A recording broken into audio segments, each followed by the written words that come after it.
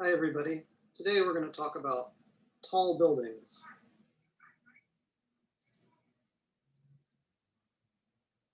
This is part 1 of lecture 10.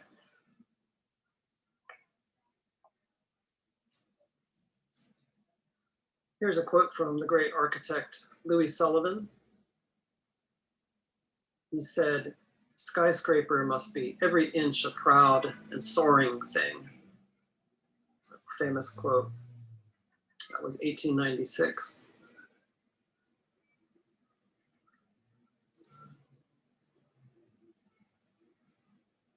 This is Trinity Church, which we've seen before, which was built in 1846 at the corner of Broadway and Wall Street by the great architect Richard Upjohn. And this is a photo from the 20th century during the skyscraper era, but when Trinity Church was built, it was by far the tallest building in New York City. Its spire from sidewalk to the tip of the spire is 281 feet, which was very tall in those days. And even the Brooklyn Bridge was not quite as tall as Trinity Church. So even into the beginning of the skyscraper era, Trinity was the tallest structure in New York. In this photo, you can see it's not anymore. And then this is the A.T. Stewart and Company store that we saw, also from 1846, same year as Trinity. And this building also was considered tall for its time. It's only 5 stories.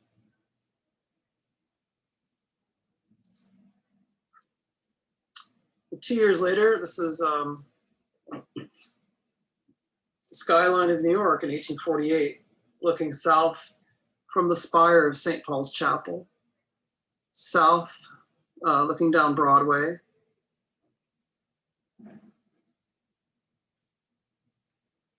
And the steeple you see in the distance is Trinity Church. You can see how much taller it was than everything else around it. And if you look at all those other buildings, they're really pretty short. 3 stories, 4 stories, even a couple that are 2 stories. And this building here on the far left is the American Museum that was run by P.T. Barnum. That was America's foremost tourist attraction of the era. You can see it's only 5 stories, but it's taller than pretty much everything else around it by a little bit anyway. So one of the features at Barnum's Museum was they would have, they had a terrace on the roof, like a roof garden. You could go up there and enjoy the views. Can you imagine that? Only 5 stories up, but you could actually have a view up there. And the American Museum burned down in 1865. And I just mentioned that, but we're not going to talk about it. It's an interesting story in and of itself. This is 1853. This is a view of Broadway. And you can see that the American Hotel there is 1, 2, 3, 4, 5, 6 stories. So now buildings are getting up to 6 stories.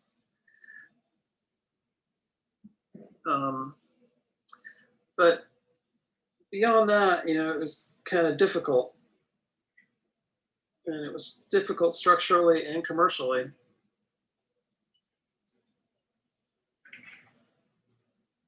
This is 1857, looking south on Broadway.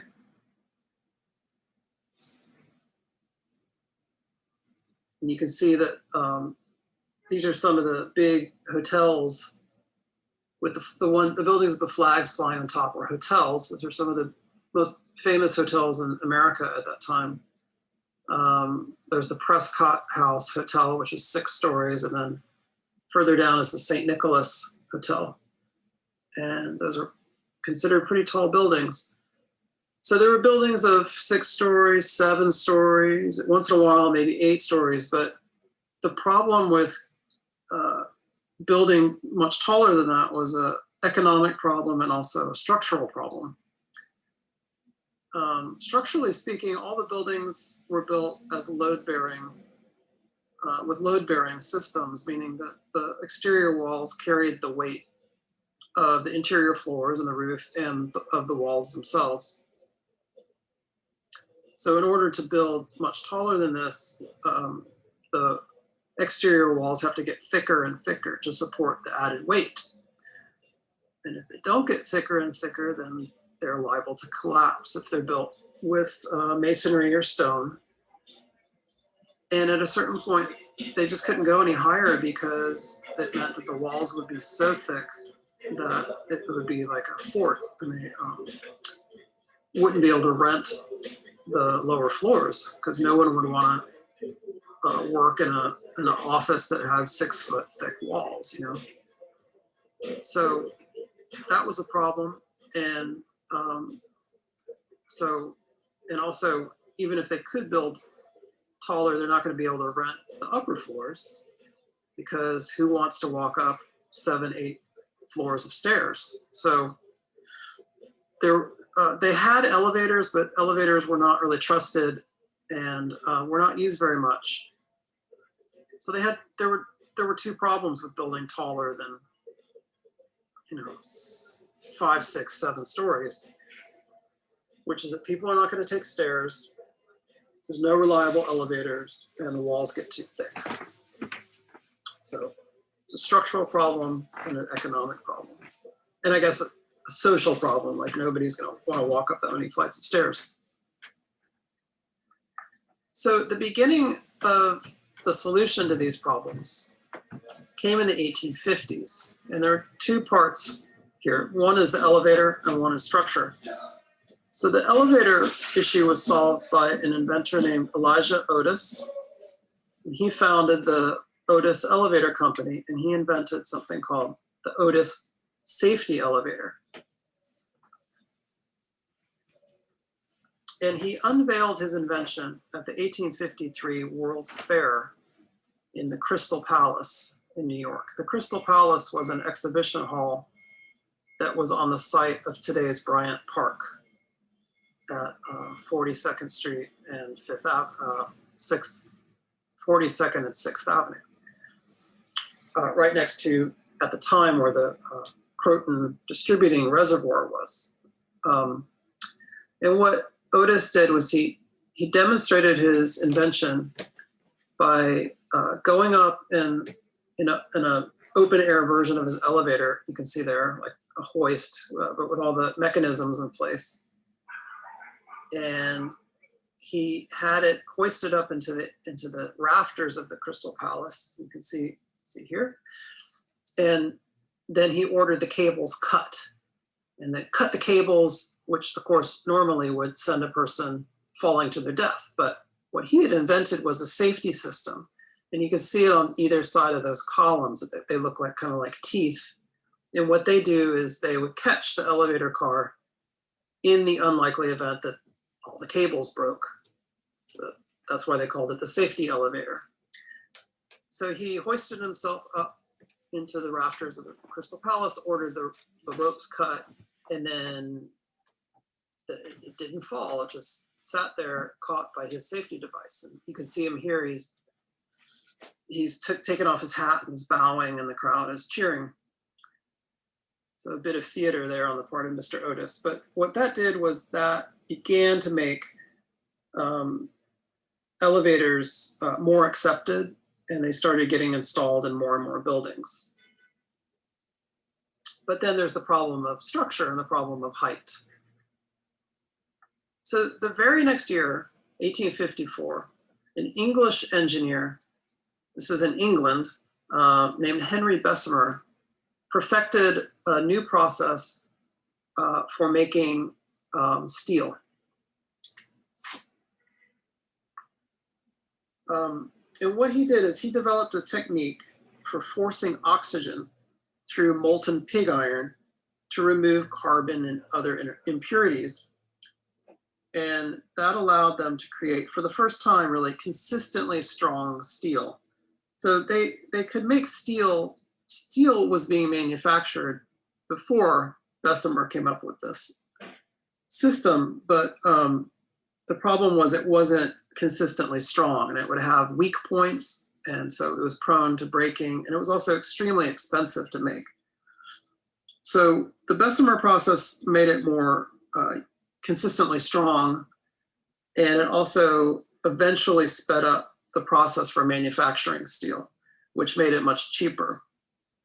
And eventually this led to the steel revolution in building. And this is also steel wasn't the only structure for building skyscrapers. There was also cast iron and wrought iron were also used. But steel is much stronger than cast iron or wrought iron. So eventually steel takes over. So both of these inventions happen in the 1850s, but they take, especially the Bessemer process, takes decades to really come into common usage. So both Otis and Bessemer kind of laid the groundwork for the later skyscraper revolution of 40 years later. And here's Broadway in the 1870s, and you can see that, so this is now going on 20 years after Otis's invention and Bessemer's invention. And you can see that tall buildings still really haven't caught on. These buildings are 1, 2, 3, 4, 5, 6 stories here. And that big building you see in the distance on the left, this one, is actually considered one of the first skyscrapers, although they weren't calling them that at that point. But this was considered extremely tall. It was 230 feet, so it was still not as tall as Trinity Church. So this is 1875, and this is the Western Union Telegraph Building. And it was designed by George B. Post. Post, of course, designed many of the original buildings at City College. Here's another view of it looking south. You can see Trinity Church in the distance. And you can see that this Post's building is not really that tall, but it's much taller than everything else around it.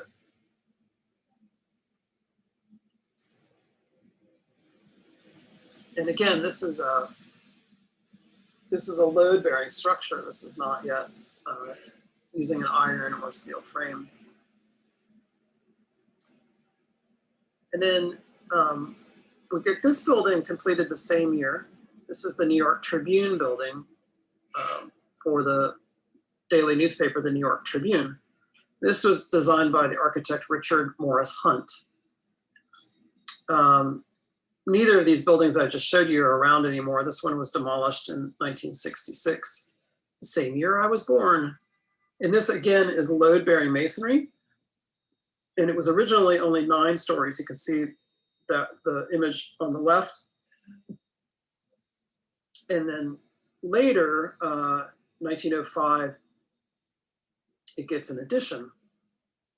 So originally it was, you can see the shorter version there. How in the world did they do an addition with that beautiful clock tower? Well, they actually took it apart and then built the addition and then reconstructed the tower, the clock tower on the top of it.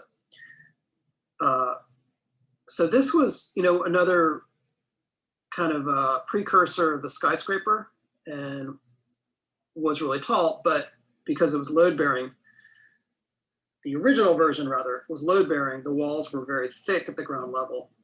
I believe that when they did the later addition, this included a iron or steel frame, because otherwise they wouldn't have been able to build that high.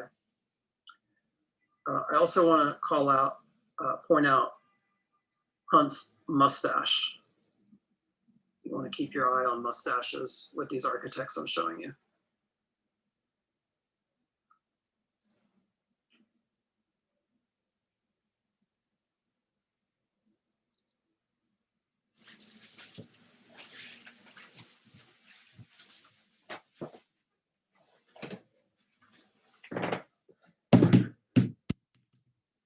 So these buildings weren't very tall, but they were already kind of creating creating controversy. And this is a cartoon from 1875, the year that those two buildings opened, imagining poor Trinity Church being squeezed in the future, in the immediate future.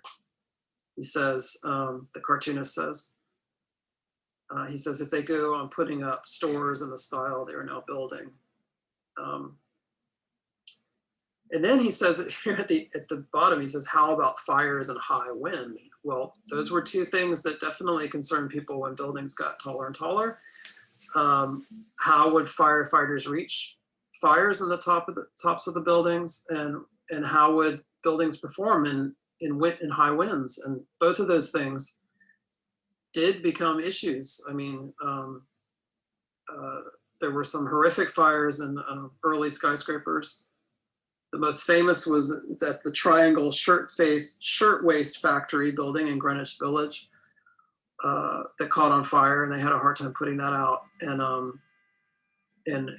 a building I'm going to show you pretty soon was supposedly going to fall down in high winds, although it didn't. So this is what they're imagining the future is going to be, that poor Trinity Church is squeezed to death.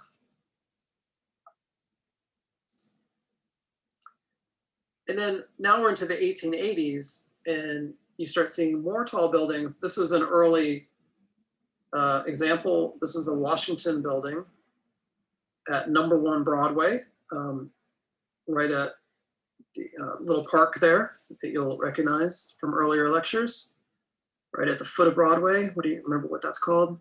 And the Washington building was designed by Edward Kendall in 1882, and it's getting pretty tall. This building is still there, although it's been resurfaced. Its facade is different than it was then. But that thing at the top is right where the arrow is an observation deck, and so people will go up there and look at the views of the harbor. Here's another version of it. You can see the observation deck a little bit better here. And this is a little bit later. The Washington building is there. And then right next to it is a later building called the Bowling Green offices. And in the background there, you can see a building, a steel frame building under construction, steel skeleton under construction. So a steel frame or an iron frame versus a skeleton, that's an important distinction to make.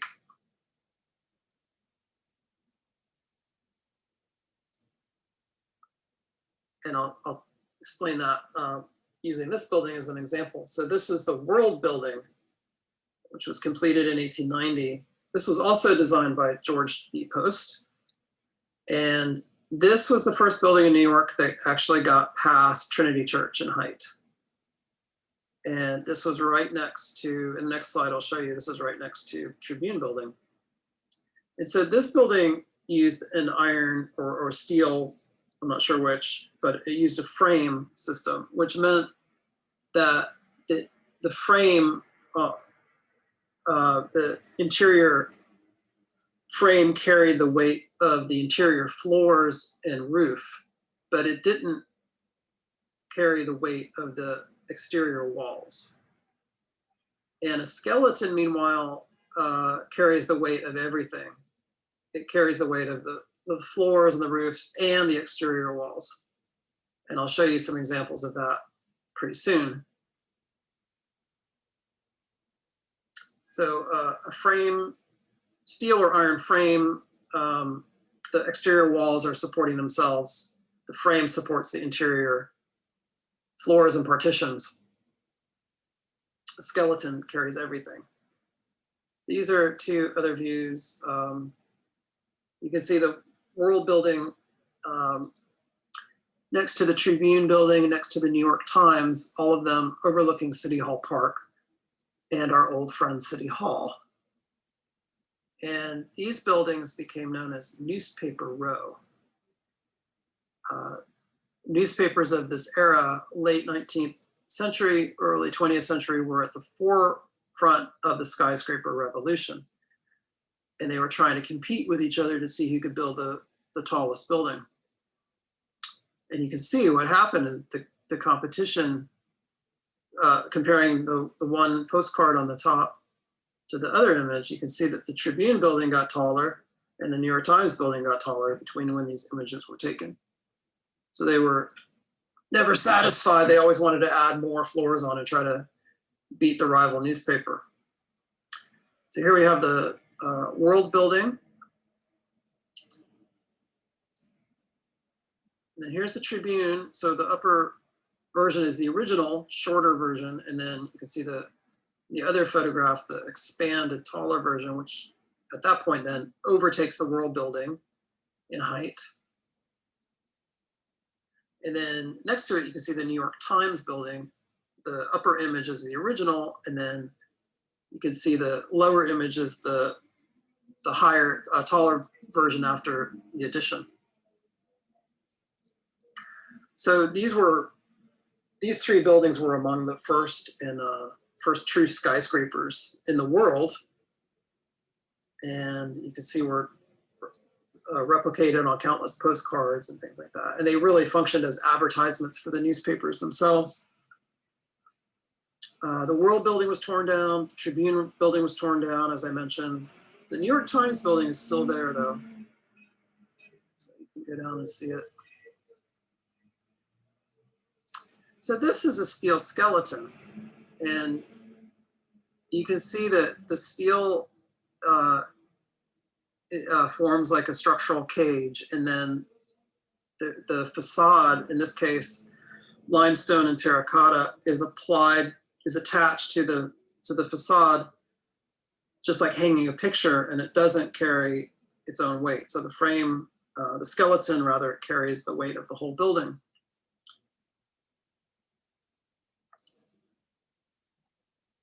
Here you can see more the limestone and terracotta walls being applied to the skeleton. Do you all know what this building is? This is my favorite building in the city. It's just an absolutely dreamlike apparition of a skyscraper. This is a famous photograph after a snowstorm. You all know what this is, right? It's at the corner of 23rd Street, right where Broadway and Fifth Avenue cross each other, right by Madison Square. And the site is shaped like a narrow triangle. It's shaped like a pizza slice. So this was the architect's response to that site, to just simply extrude the site as tall as possible. This actually isn't that tall compared to modern skyscrapers. This is, I think, 21 stories. Here it is again. This is, of course, the famous Flatiron building. And it's just truly one of the great buildings. A completely modern building. It's got a steel skeleton underneath, but then it's clad in these Renaissance Revival or Beaux-Arts panels of limestone and terracotta with all these great details. So it's kind of like a modern building masquerading as a traditional building. And the architect is Daniel H. Burnham from Chicago. This was his first major commission in New York City. And it was completed in 1903. Then 10 years later, we have the Woolworth Building, the so-called Cathedral of Commerce, rising on Broadway opposite City Hall. And the architect was Cass Gilbert. I believe he was from Minnesota. This was completed in 1913. And when it was completed, it was, for a while, it was the world's tallest building.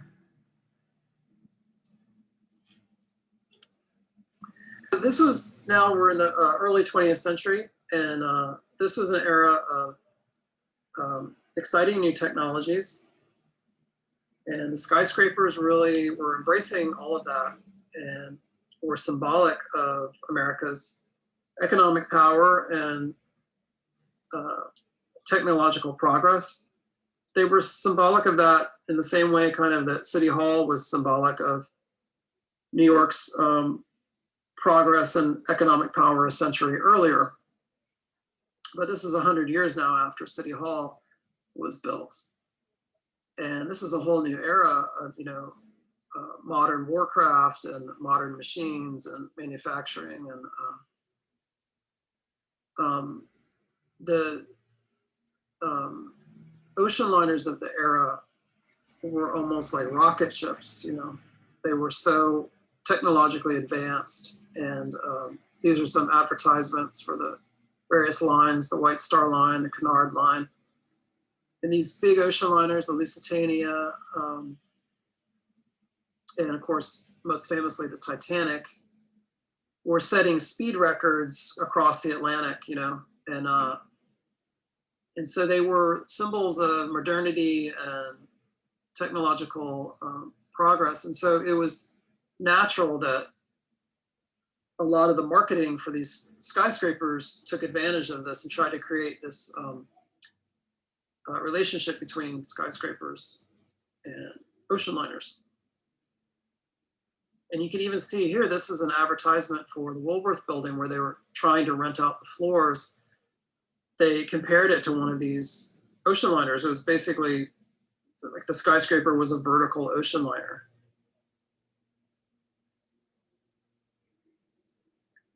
So this is the Woolworth building under construction. This is looking down from the top of the post office that was at the time in City Hall Park. And you can see you're looking down on the beginnings of the steel coming out of the ground.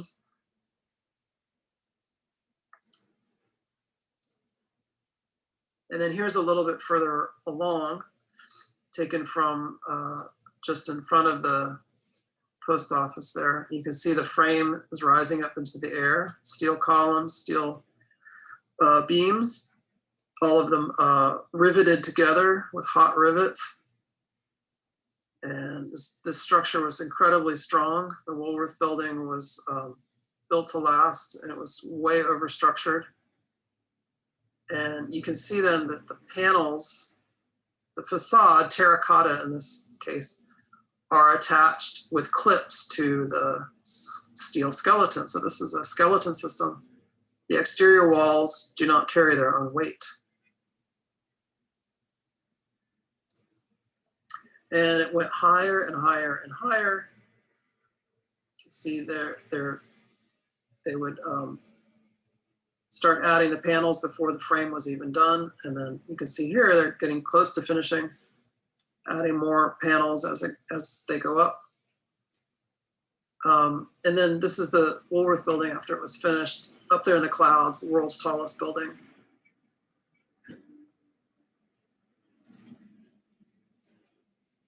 So as long as we're on the subject of world's tallest building, this is an interesting kind of little chart here. You can see the Woolworth building there, finished in 1913, and it was the tallest building until 40 Wall Street took over, which is today called the Trump building, but I will never call it that. It's so that surpassed the Woolworth building in 1930. Very briefly, I think for like a few days, was the world's tallest building until the Chrysler building took over. And then the very next year, the Empire State Building became the world's tallest building. And then there was a long gap. For decades, the Empire State was the world's tallest building. It wasn't until 1972 that the World Trade Center became the world's tallest. And then only 2 years later, it was overtaken by Chicago's Sears Tower, which is today called the Willis Tower, but I will never call it that. It's always the Sears Tower to me. And then much later in the 90s, the Petronas Towers in Kuala Lumpur, designed by my old friend Caesar Pelli. I miss you, Caesar. Really cool, with a bridge spanning the two towers. And then Taipei 101, I can't remember who designed that, became the world's tallest building in 2004. And I don't personally care for it. I think it's kind of clunky. And then more recently, the Burj Khalifa in 2010. And look at how much bigger that building is compared to the Woolworth building. It's got to be like 3 times the height. It's just unbelievable. Anyway, back to the Woolworth building. So the Woolworth building is significant for a number of reasons. It was the world's tallest building. It was the so-called Cathedral of Commerce, this futuristic building compared to a vertical ocean liner.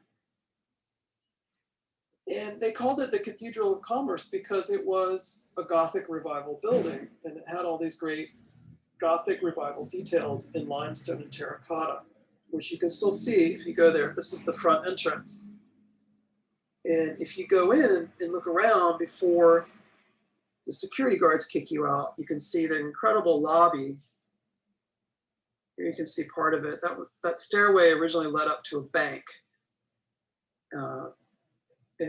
It's just incredibly ornate. And this is the copper roof way up top.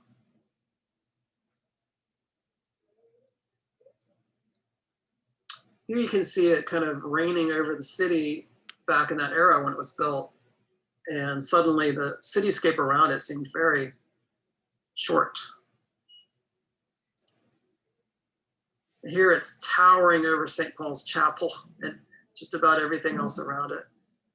The Woolworth building is not a slender, sliver type building. It's really massive. It covers, I think, half a block. It's just a huge building. So this is 1913 when it opened. And so it seems like this guy's cartoon had come true, that Trinity Church had been squeezed on all sides by skyscrapers.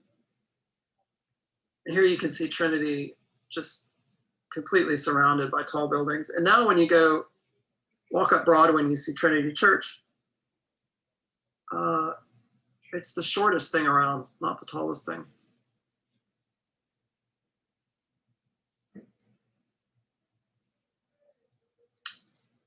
And this is I love this photograph because it's showing a row of houses with pitched roofs, probably from the Federal period, probably from the 1820s.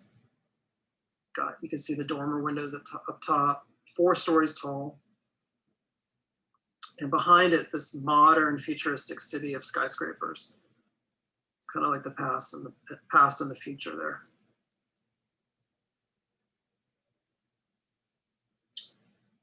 Okay, so onward. So go to part 2 and watch that. Thanks.